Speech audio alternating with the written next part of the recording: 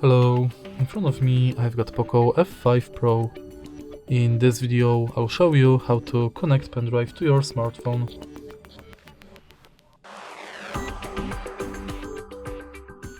In the beginning, make sure that your pendrive has a USB-C stick and then simply plug it to charging port in your smartphone.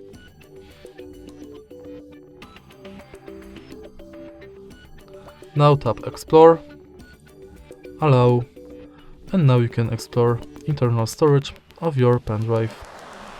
You can also access it by going to Files app.